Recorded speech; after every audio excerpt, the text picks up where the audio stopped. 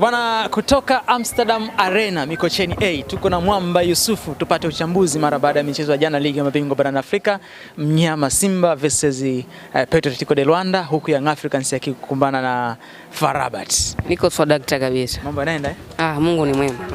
Tumeshuhudia ligi ya mabingwa barani Afrika, mnyama Simba amepata sare ugenini, lakini Young Africans amepoteza ugenini.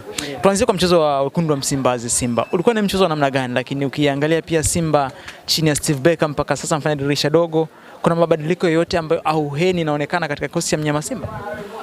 Tukija kwenye mabadiliko, kwangu mimi bado sijaona mabadiliko makubwa sana zaidi ya jitihada za wachezaji. Unajua hivi sasa utamfurahia Libasi Gwe kwa sababu anacheza kwenye fomu ya kuwa kwenye timu mpya, lakini unamfurahia mchezaji kama Dickson Kibabage kwa sababu yupo kwenye timu mpya. Kwa hiyo kuna ile shauku ya kutaka kuthibitisha kwamba nilistahili kuja kwenye kikosi cha Simba, lakini baada ya mechi kadhaa mbele huenda tusimshuhudie yule Luemba ambaye tumemtazama kwenye mchezo wa jana.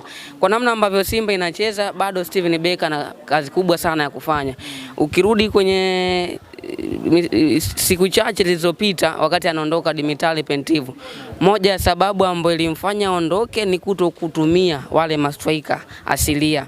Yani kwa maana ni kocha ambaye alikuwa anaamini zaidi kwenda na single striker kuliko kwenda na striker passe.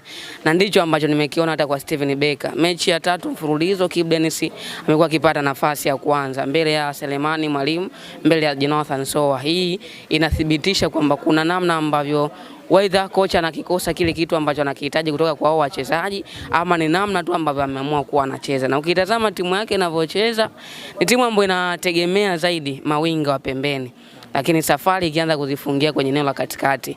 Moja kati ya sehemu ambapo pia ni kama Simba amepoteza mawasiliano mazuri kwenye eneo la katikati. Ukimtazama Kagoma, of course anajaribu kutaka kuthibitisha ni yule Kagoma, lakini ukirudi msimu uliopita na unamlika Kagoma msimu ni vitu viwili tofauti.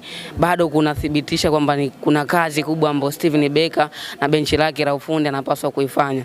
Kwenye mchezo uliopita tuliona akiumia Wilson Nangu, lakini pia akaumia Kagoma kwenye ule mchezo uliopita dhidi ya Esperance de Tunis pale Benjamin Mkapa. Lakini hata ukirudi kwenye mchezo wa jana ulikuwa unaona kuna majeraha ambayo Simba ama mchezaji akiguswa yani anaonyesha kama amepata injury. Hii inathibitisha kwamba huenda kocha ambaye amepewa nafasi ya kusimamia utimamu wa wachezaji kazi yake haifanyi kwa upasaha, ama mazoezi ambayo anawapa pia hayatoshelezi kulingana na mashindano husika nini ambacho anakihitaji. Kwa hiyo kiujumla nikimtazama Steven Barker, endapo timu itaendelea kucheza vile ambavyo inacheza, sioni akila Pasaka akiwa Tanzania. Kwa namna ambavyo naijua Simba, kwa namna ambavyo naujua uongozi wa Simba, pressure ambayo wanaipitia kwa hivi sasa, bila shaka wanahitaji kupata matokeo ya mfululizo kwenye mechi 3 zijazo. Endapo matokeo yatakuwa tofauti na hapo, huenda pia tukaanza kumjaji Steven Barker kwenye taswira nyingine. Lakini tazama Simba ambavyo inacheza, bado inathibitisha kwamba kuna kazi kubwa ambayo anapaswa kuifanya. Sawa, Yusufu, moja ya jambo kubwa ambalo limezua mijadala kwenye mitandao ya kijamii kuhusiana na kadi nyekundu ya Shomari Kapombe. Ulishuhudia tukio namna the way lilivyokuwa, alistahili kupewa red card kweli? Ile binafsi hakustahili kwa macho ya nje, lakini inawezekana kuna kauli ambayo Kapombe aliitoa kwa Lefalina ndio maana akafikia kutoa kadi nyekundu. Lakini kwa tukio namna ambavyo lilikuwa, uko unaona kama Kapombe alikuwa anastahili kupata kadi nyekundu. Na nafikiri pia hata mipango kazi ya mwalimu kuharibika ilianzia hapo. Baada ya Kapombe kutoka, akalazimika kufanya hesabu ya urazima, anatoka Morris Abraham, anaingia Duchu Kameta. Namna ambavyo tukio lilikuwa ni kwamba tayari ma center back walisha win mpira akiwemo Shomari Kapombe. Alichokifanya Kapombe ni kwenda kumlalamikia mwamuzi kulingana na tukio ambalo Kagoma alikuwa amefanyiwa baada ya refaria sasa kupiga firimbi. Lakini kitendo cha Kapombe kumfuata mwamuzi ndipo ambapo ilienda kuzua ile kadi nyekundu. Ni kadi nyekundu ambayo ukitazama kwa haraka uweze ukapata sababu yoyote, yani uweze ukaona sababu ambayo ilimfanya mwamuzi aweze kuitoa kadi nyekundu. Lakini naamini pia kwenye ndani ya uwanja kuna mambo mengi sana ambayo yanaendelea. Inawezekana ameonewa, ama pia kuna kauli ambayo aliitoa na ukijumlisha tayari alikuwa na kadi nyekundu, kwa hiyo alikuwa na kadi ya njano, kwa hiyo ikawa ni rahisi mwamuzi kuweza kumpa ile kadi ya pili na kumpa kadi nyekundu kwa ujumla. Kwa maana hiyo hakustahili kupewa ile. Hakustahili, haikuwa kadi nyekundu, hakukuwa na tukio lolote baya ambalo lilifanya. Yeah. Sawa, twende kwenye goli ambalo mnyama amelipata. Anicet Oura, performance yake, ameingia dirisha dogo, vipi goli lake, lakini pia the way performance yake ilivyokuwa ndani ya uwanja? Hakuwa na kiwango bora sana zaidi ya kujaji goli lake, kwa maana tutamzungumza hivi sasa Anicet Oura kwa sababu alifunga kwenye mchezo wa jana. Lakini ukija kwenye overall performance hakuwa na kiwango bora sana, mbali na kuwa aliingia kipindi cha pili. Kwa hiyo kwangu mimi narudia pale pale ambapo nimesema kwamba huyu Anicet Oura tunamjaji kwa hivi sasa. Anicet Oura ni kutokana kwanza yupo kwenye timu mpya. Kwa atahitaji kuwataka kuwathibitishia mashabiki kwamba uongozi ulikuwa sahihi ama scout ya Simba ilikuwa sahihi kumuona anastahili kuja kucheza kwenye kikosi cha Simba. Tutamjaji hivi sasa Libasi Gwe kwamba amekuwa na kiwango bora kulinganisha na wale ambao wapo, kwa maana kina Elim Panzu, kina Morris Abraham, kwa sababu yupo kwenye timu mpya. Kwa namna yote atahitaji kuthibitisha kwamba nilistahili kuja kucheza kwenye timu. Lakini hao wachezaji wapi mechi kadhaa mbeleni, inawezekana tukarudi tena kuwazungumza kwa engo nyingine. Kwa hiyo sitaki niwape room ya moja kwa moja kwamba wamefanikiwa, lakini kwa kiwango ambacho alikionyesha kwenye mchezo wa jana na ambacho amekionyesha pia hata kwenye michezo iliyopita, kama ataongeza jitihada basi inawezekana ikawa ni rahisi yeye kuingia kwenye mfumo wa Simba na kuanza kuwa chaguo la kwanza mbele ya Steven Becker. Lakini mbali na hapo tutaendelea kumchukulia kama mchezaji wa kawaida. Kwa hiyo kuwa mchezaji bora si tu kufunga, ni namna ambavyo unaweza ukachukua matumaini ya wale ambao labda wamekata tamaa, ama kuchukua matumaini ya kuona kwamba iwezekani and then ukathibitisha ndani ya pichi. Kwa hiyo natamani nimpe muda zaidi kuona kwamba kila alichokitoa kwenye mchezo wa jana kitakuwa na muendelezo kwa maana ya kufunga, lakini endapo kitakuwa kina muendelezo vipi, ni athari zake. Kwa hiyo tumpe muda, endapo ni mchezaji mzuri tutarudi kuja kumjaji kutokana na muendelezo wa matukio ambayo atakuwa yanaendelea pale ambapo anapata nafasi ya kucheza. Loemba vipi Loemba? Mechi yake ya kwanza jana, amecheza mechi yake ya kwanza.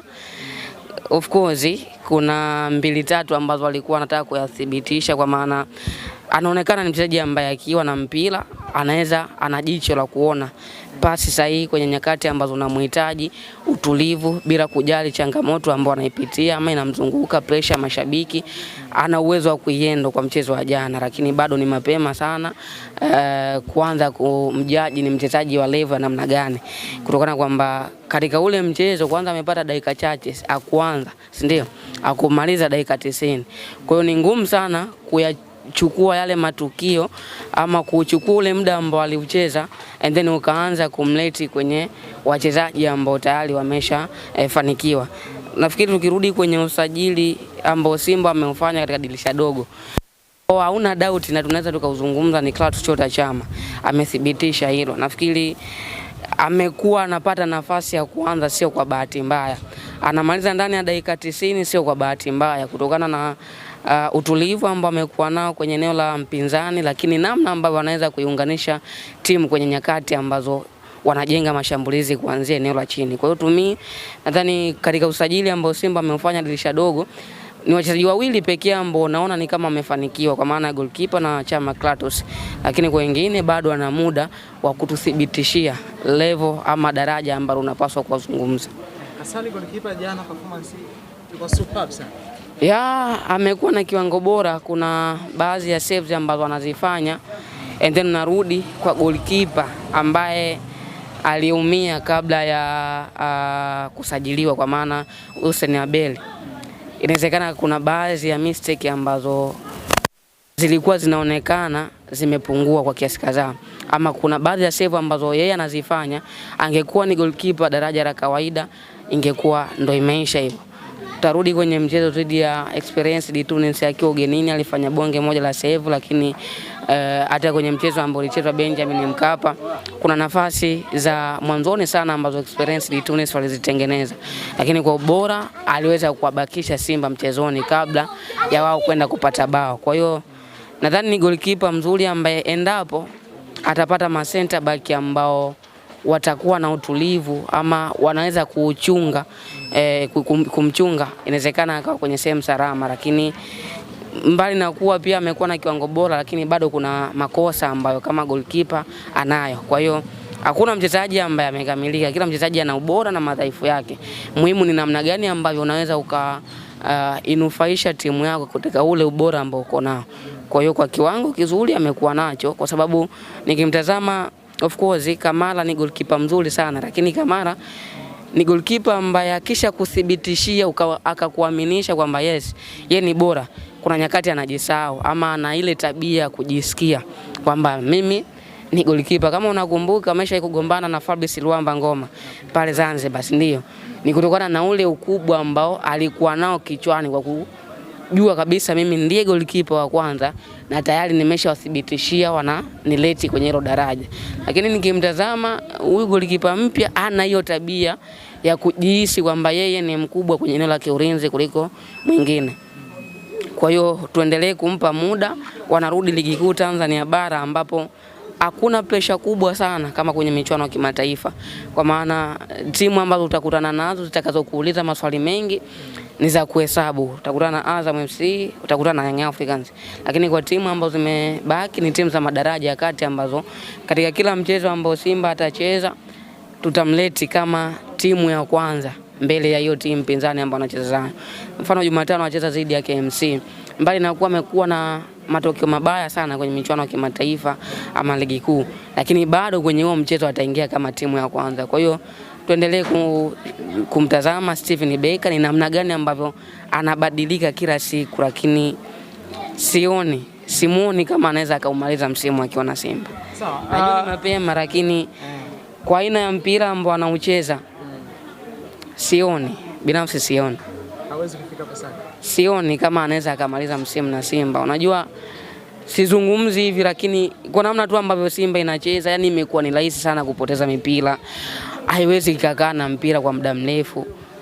Kuna namna ambavyo imepoteza balance kwenye nyakati za kwenda kushambulia. Wakati wanaenda kushambulia kuna mianya ambayo wanaiacha.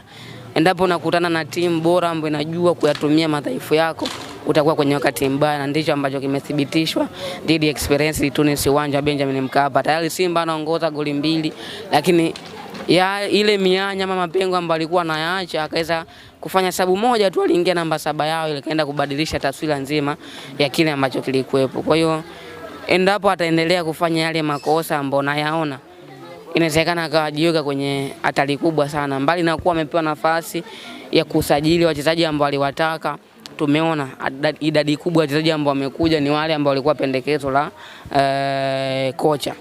Lakini tukirudi hata Falu Davis alipendekeza idadi kubwa ya wachezaji, lakini mwisho aliondoka, sio? Kwa hata kwake inawezekana. Muhimu wanachokihitaji hivi sasa Simba ni matokeo. Yaani unaposikia kelele stream watu tuachie timu yetu, sio anayehujumu timu, hakuna mwindi anayejua mpira, amepewa masaa 72. Hiyo ni namna ya kutafuta amani ambayo imepotea. Na kinachowaumiza zaidi mashabiki wa Simba ni kuona Young Africans yanafanya vizuri and then wao wanafanya vibaya. Hivi sasa malengo ya Simba yamebadilika. Yaani toka mchezo tu wa Experience baada ya kutoa sare kwenye ule mchezo, malengo ya Simba yalibadilika, yakarudi tena kwenye kuombea Young Africans ifanye vibaya ili wawe kwenye level moja. Hakuna, yani kati ya hao wawili hakuna ambaye anataka kuwa juu ya mwenzake. Kwa hiyo ndio imekuwa ni changamoto kubwa sana. Sawa, tuambie kwa upande wa pili Young Africans ya mabingwa wa kihistoria katika ardhi ya Tanzania. Wamepoteza kwa goli 1, na vipi safari yao kuelekea hatua ya robo finali? Bado namuona Young Africans akipenya katika wakati huu mgumu kwenda hatua ya robo finali? Mimi ninavyoona timu zote zimetoka, ila kuna mmoja anataka kufa kiume. Nadhani alikuwa na mchezo bora sana kwenye mchezo wa jana. Namna ambavyo unatazama approach ya Pedri Gonçalves ilikuwa superb sana. Lengo la kwanza lilikuwa ni kutoruhusu bao. Of course kipindi cha kwanza alifanikiwa, lakini pressure ambayo alikuja kupewa kipindi cha pili kamlazimisha kuruhusu bao ambalo hakuna ambaye alikuwa analitarajia, kwa sababu the way namna ambavyo Yanga alikuwa anacheza ulikuwa uone saa ngapi Farabati watapata bao. Mbali na kuwa Young Africans alikubali kuwa timu ya pili katika kuyatengeneza mashambulizi. Kitu ambacho nilikipenda ni approach ya kocha kwenye namna ya kuzuia, alikuwa superb sana. Nadhani moja kati ya mpango kazi ya Pedri Gonçalves ni bora sana kwenye kujilinda, na ametuthibitishia hilo kwenye mechi kadhaa. Baada ya Mohamed Damaro kupigwa kadi ya njano pale, kichwa cha Pedri Gonçalves anafikiria ni muacha endelee kucheza, tucheze pungufu, ama nifanye hesabu ya lazima ambayo itanifanya sasa nitoke kwenye kile ambacho nilikilenga kipindi cha kwanza na kurudi kwenye mbinu ya pili. Na ndio maana nafanya hesabu ya kumtoa Mohamed Damaro, kwa sababu aliamini endapo nitamuacha kuna mawili.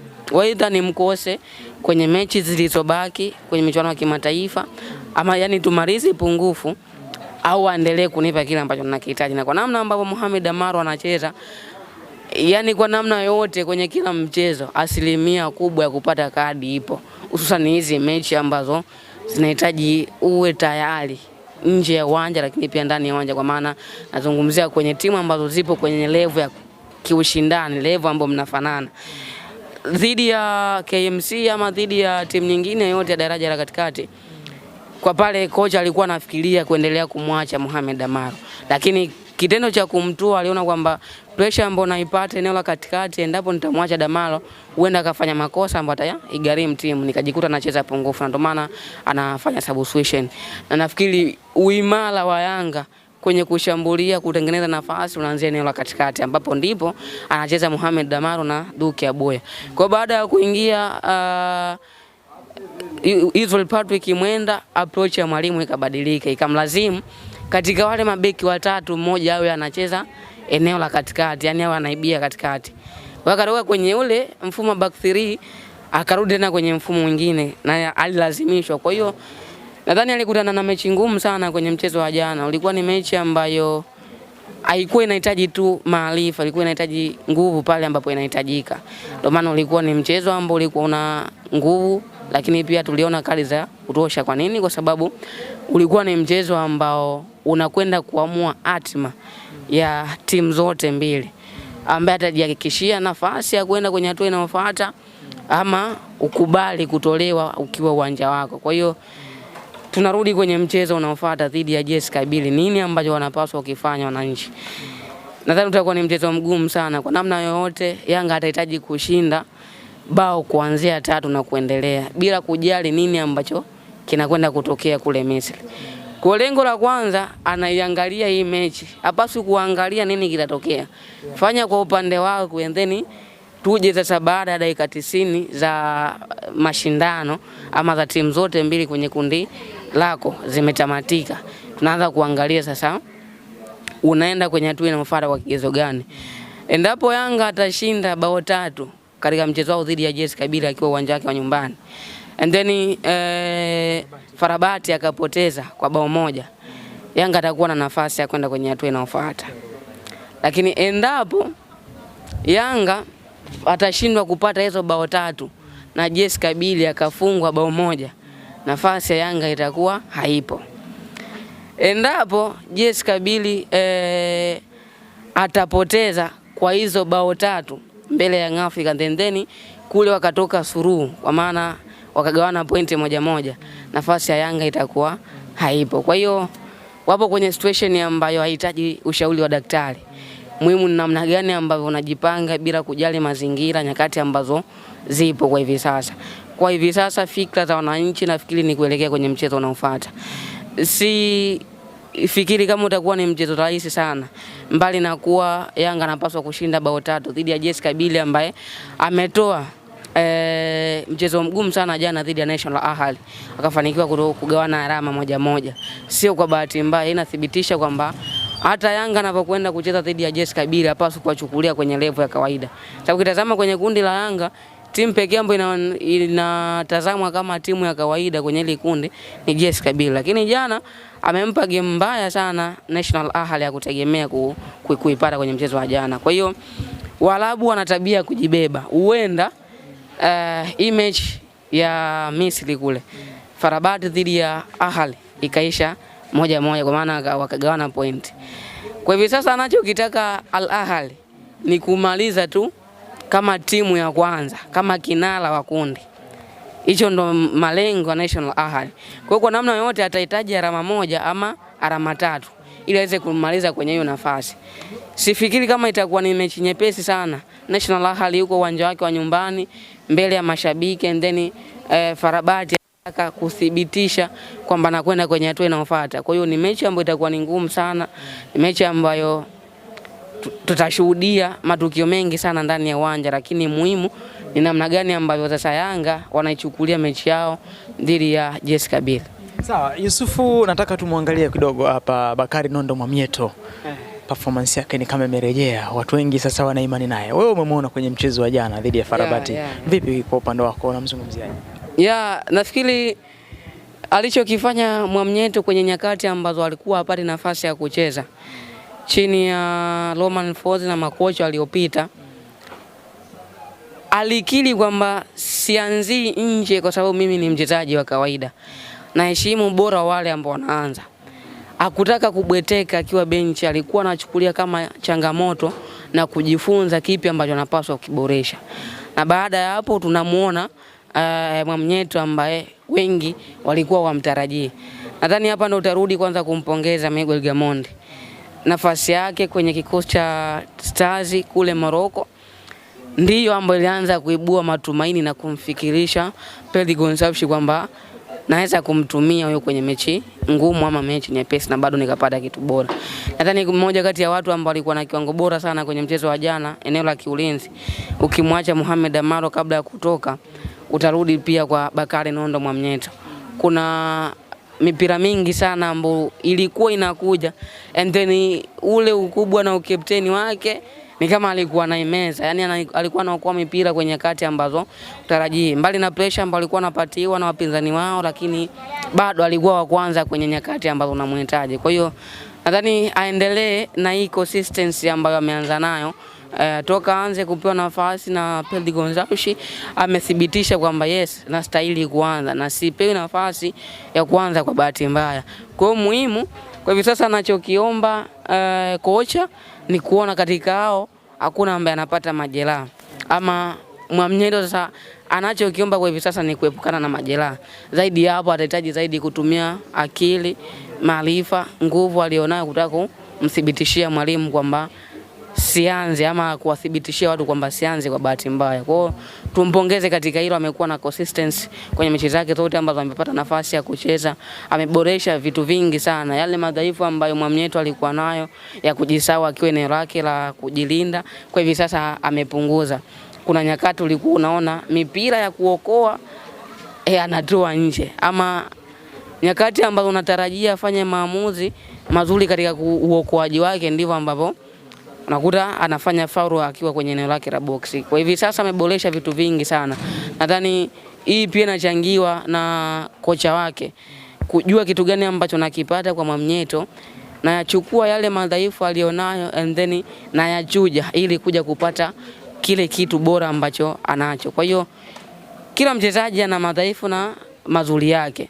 Muhimu ni namna gani ambavyo unaweza ukayachukua yale madhaifu kuyatengenezea mazingira yasionekane. Sifikiri kama unanielewa. Yaani nina Mwamnyeto and then nina Bakari, kwa maana nina Baka na Dickson Job.